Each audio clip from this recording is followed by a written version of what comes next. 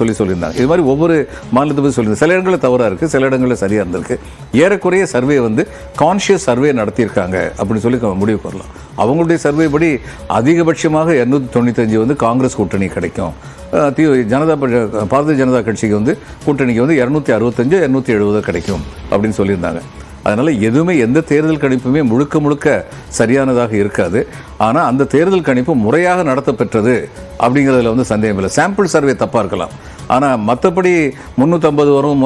எல்லாரும் அந்த 350 353 352 சொன்னது திட்டமிட்டு நடத்தப்பட்ட ஒரு கணிப்பு மாதிரி தெரிஞ்சது, நம்பருக்குரியதாக அல்ல அப்படிங்கிறது உண்மை.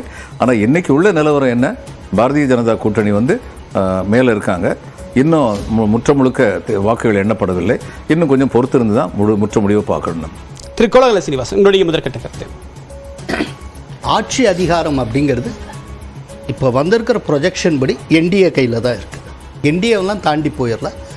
மக்கள் அதிகாரத்தை இண்டி கூட்டணி கையில் கொடுக்கறதுக்கு தயாராக